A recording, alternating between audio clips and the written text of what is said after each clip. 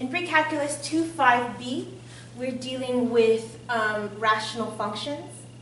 So in this case, we have things called holes in graphs. So basically, it's where points in this, there's a point where the graph doesn't apply. And in order to find these holes in graphs, we would factor out top and bottom to find 0. So,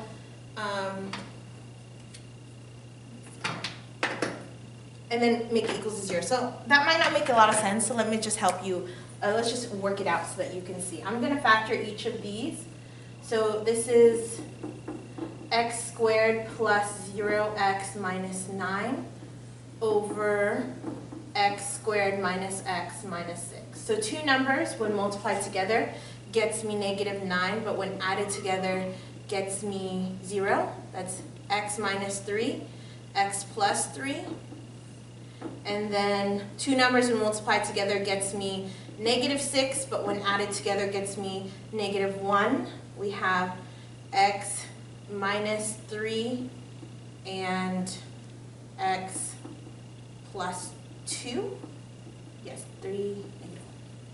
So I have these common factors for denominators. Sorry, not this one. Oops. This one and this one. And that's what I'm going to focus on. If I make this x minus 3 and make it equal to 0, this is x equals 3, there's a discontinuity in there, disconnect. So if I were to graph this, and you can do it with a table or not, I'm going to graph it on the graphing calculator. Y equals, so x squared minus 9 divided by x squared minus x minus 6. So we graph it, and it looks like this. I'm going to zoom in real quick.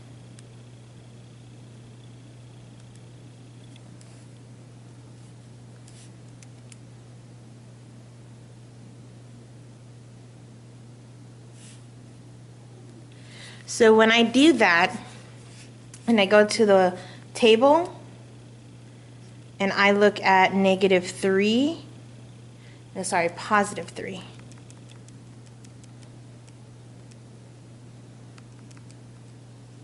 You can see that there is, along with the asymptotes at x, 3, see that? There's an error.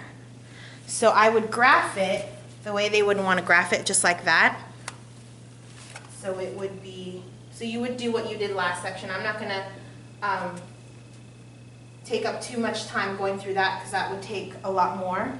But there should be an asymptote here, all those steps that you did. But also, at x equals 3, there's a hole in the graph. So there's a 0, and then a circle. It continues. That means this part at 0 is undefined. Okay? And again, you can find that when you have common factors.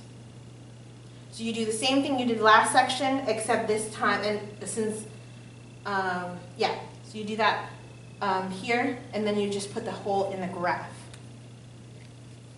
So go ahead and pause and write that down.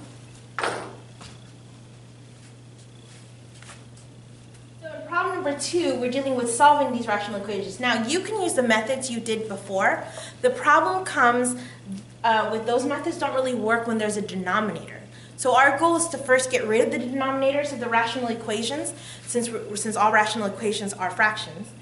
And then once we get rid of the denominator, then we can use all of the methods we used before. Now, if that confuses you, just follow along. Our first method, our first option is to figure out what a common denominator is.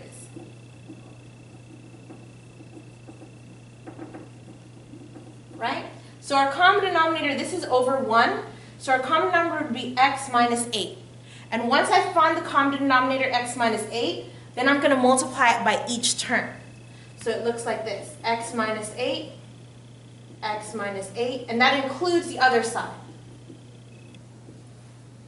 And what that does is that since this is over 1, I end up with x minus 8.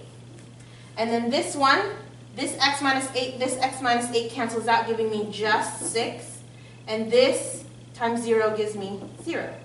Then from here, it's just a problem that you solve with the methods you've learned from the last chapters. So I'm going to multiply this out, gives me x squared minus 8x, and then plus 6 equals 0. Right? I'm looking for two numbers when multiplied together gets me 6, but when added together gets me negative 8.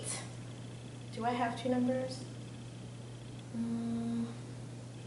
Just 3 and 2, 6 and 1? No. So that means our answer is going to be a decimal. So I'm going to fill it into my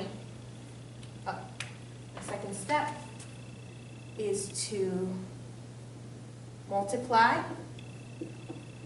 each term by common denominator. And then my last step is to solve for x. So here are your steps.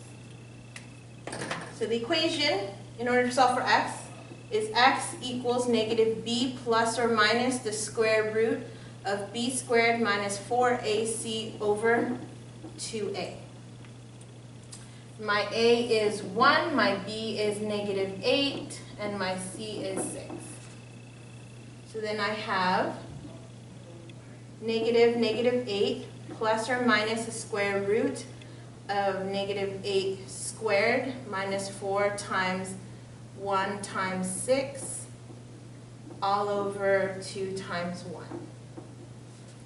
Yes? So this would be positive 8 plus or minus the square root. This is positive 8, negative 8 times negative 8 is 64. Minus negative 4 times 1 is negative 4 times 6 is negative 24 all over 2. So let's focus on the square root here. 64 minus 24 is 40. So 8 plus or minus the square root of 40 over 2.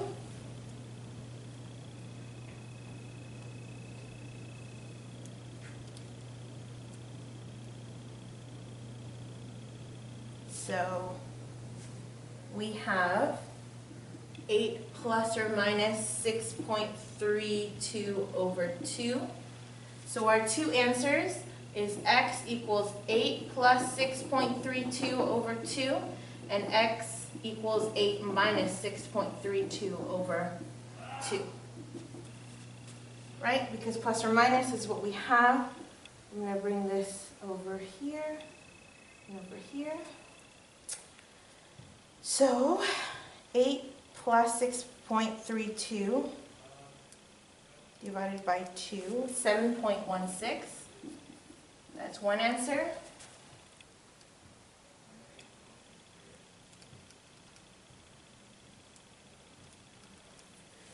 Is x equals 8.4. So those are our two answers for solving the rational equation. So after this, it should all be review, and it's just trying to get rid of that common denominator in order to make the rational equation look like something you've worked with before. So go ahead and pause and write this down. We have one more example problem.